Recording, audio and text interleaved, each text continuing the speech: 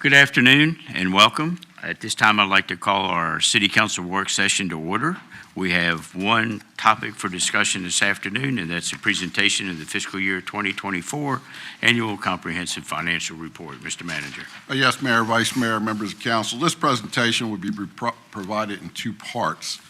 The Director of Finance, Charles Meeks, will provide the initial staff report, followed by Laura Harden of Cherry Beckert to bring you the 2024 Annual Comprehensive Financial Report. Charles? Good afternoon, Mayor, Vice Mayor, members of council. Today, I'm pleased to present to you the city's Annual Comprehensive Financial Report for fiscal year 2024. With me today is Laura Harden, our Independent Audit Director with Cherry Beckert, and Wendy Warfel, our Assistant Director of Finance, who oversees the city's accounting, grants, payroll, and financial reporting and compliance divisions, as well as Debbie Gibson, Senior Accountant in the Finance Department. Just a little bit about the audit process and the preparation of the ACFR. This is a collective effort that requires a lot of hard work, time, and coordination by staff in all of the divisions of the finance department, but especially the accounting division. So Ms. Warfel leads this effort, and I'm extremely grateful for her efforts and that of staff this year because this thing spans from April up into this point today with a culmination of this document that's in front of you. We're also grateful for the city departments for supplying information and answering questions along the way, and for Ms. Harden and her staff at Cherry Beckert. Before I turn the presentation over to Ms. Harden, I just wanted to give you a brief background and overview. The audit reporting process is required annually by state and federal regulations. It includes audited financial statements, notes, and schedules relating to the financial results of the previous fiscal year. Our independent auditor issues an opinion on the presentation of those financial statements and determines whether the city is complied with government accounting standards and generally accepted accounting principles. Again, the audit preparation process is a very extensive effort. It spans over 6 months. You'll recall in fiscal year 22, Council updated the city's fund balance and financial policies, adopted a new policy in August 2021 to set the unassigned fund balance at 20% of general government expenditures less certain transfers.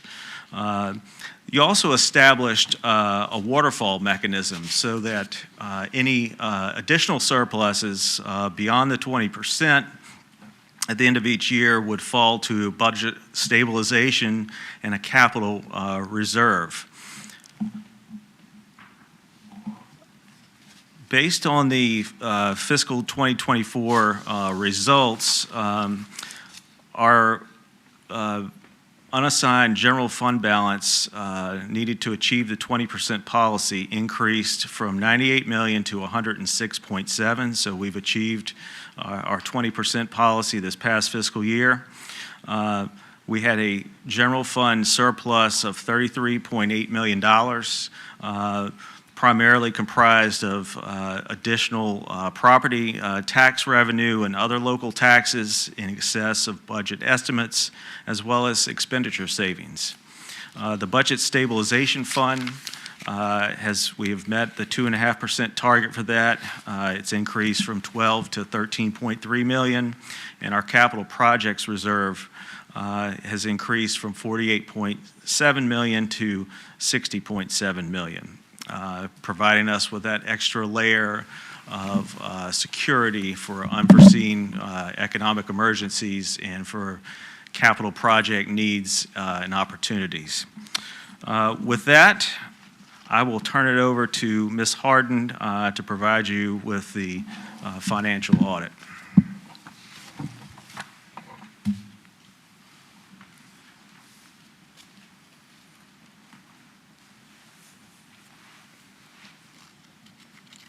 Okay, well, good afternoon, Mayor, Vice Mayor, and members of City Council. Thank you for having me here this afternoon to present the results of the June 30, 2024 audit of the City of Suffolk, Virginia.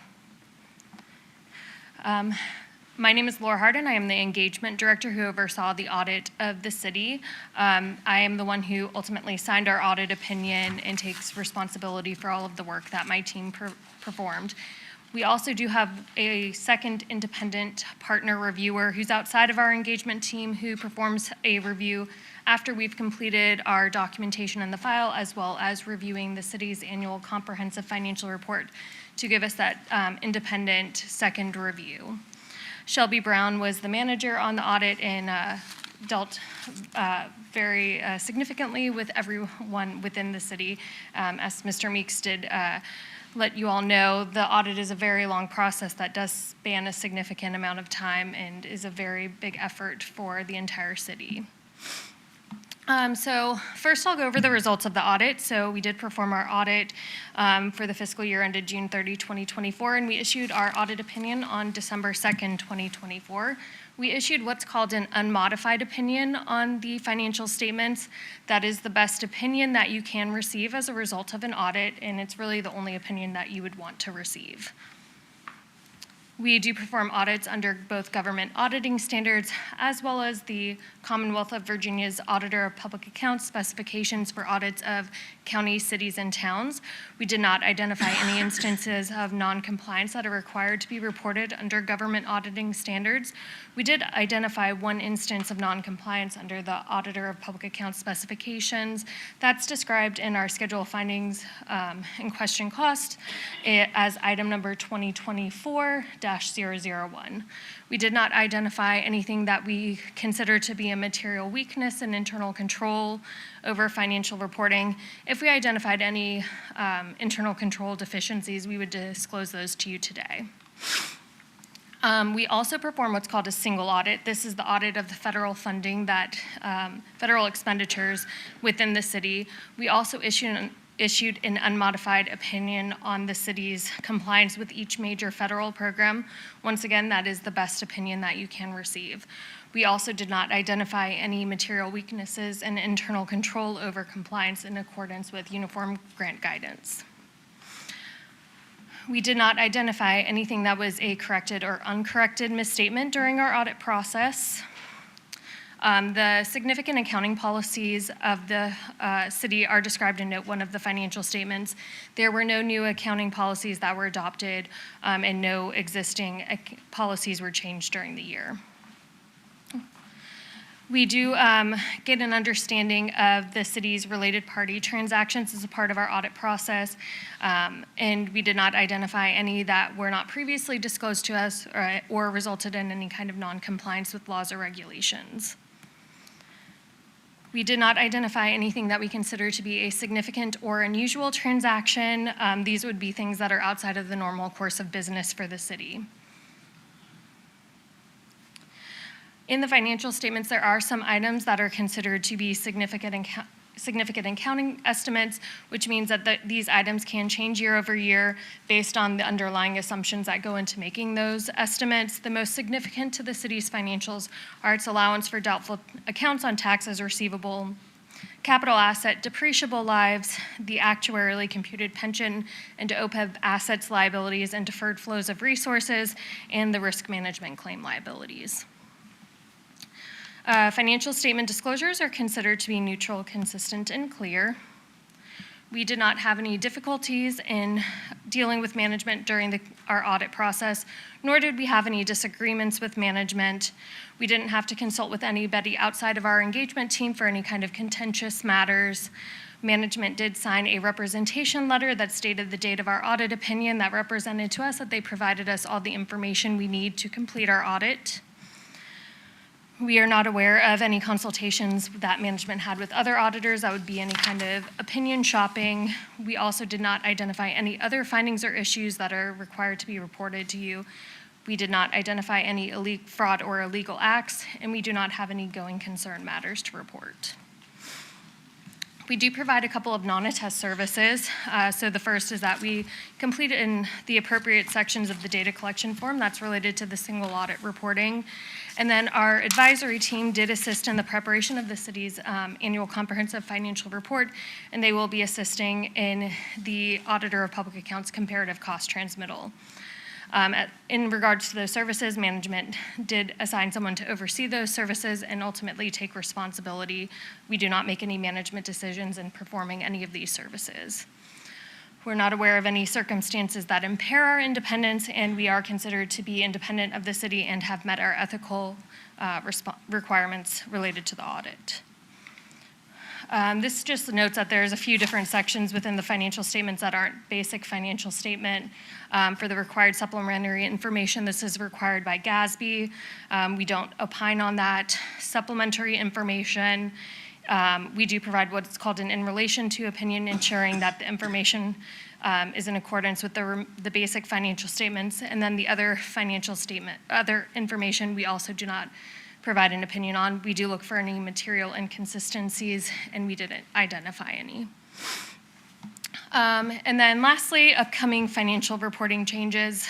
I'll point out just the one that's probably could potentially have the most significant impact. GASB Statement Number 101 is going to be effective for fiscal year 2025. It relates to compensated absences. GASB has decided to clarify the reporting around this, and Finance is still determining what impact it could have.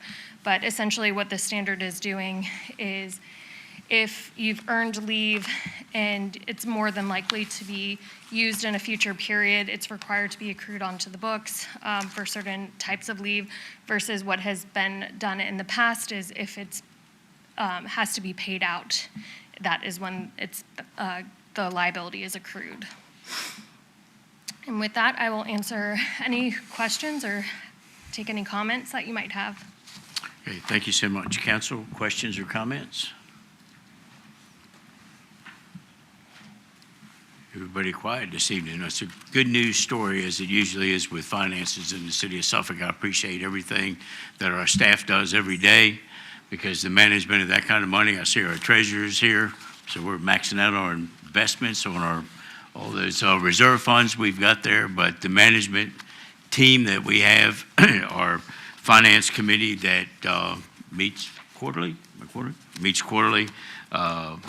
This isn't something that just happens overnight. You know, it's steady supervision of the funds and management of our budget. So I want to thank the staff and everyone involved in what ends up to be these numbers, and thank you very much for your report. Yes, sir. Okay. Thank you, everyone. You want?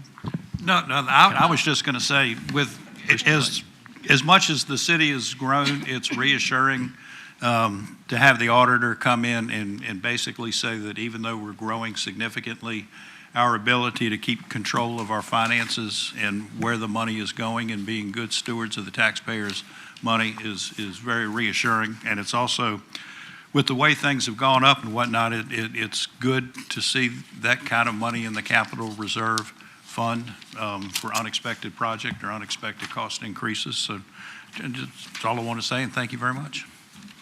Okay, thank you. Council, any other questions or comments? If not, that concludes our work session this afternoon. We do have a need for a closed session. Madam Clerk, would you please read the motion for consideration? Pursuant to Virginia Code Sections 2.2-3711A8 and A1, the consultation with legal counsel employed by a public body regarding specific legal matters requiring the legal advice of such counsel, and the discussion, consideration, or interviews of prospective candidates for appointment and the assignment, appointment, and performance of specific public officers or appointees of the city. Specifically, the appointments as shown on the attached list for vacancies or term expirations for the Early Childhood Development Commission, the Downtown Advisory Commission, the Hampton Roads Planning District Commission, the Historic Landmarks Commission, the Human Services Advisory Board, the Local Board of Building Code Appeals, the Paul D. Camp Community College Board, the Sister Cities Commission, the Southside Network Authority, the Tidewater Youth Services Commission, the Western Tidewater Community Services Board, and the Wetlands Board. Pursuant to Virginia, and item number 2, pursuant to Virginia Code Section 2.2-3711 A3, the discussion or consideration of the acquisition of real property for a public purpose or of the disposition of publicly held real property where discussion in an open meeting would adversely affect the bargaining position or negotiating strategy of the public body, specifically tax map and parcel numbers 34G 23A * 121, 34G 23 3I * 1 THRU 20, 34G 23 34G 23A * 120, 34G 23 4 * 1, 34G 23A * 115A, and 34G 23A * 115B. Councilman Fawcett, Move to approve, Mayor. a motion for approval from Councilman Fawcett. Councilman Williams? Second it, Mayor. Second from Councilman Williams. Do I hear any discussion of the motion? Hearing none, council members prepare to vote. Please cast your vote. Madam Clerk, please record the vote. The motion is approved by a vote of 8 to 0. This meeting stands adjourned, and we will reconvene at 6 p.m.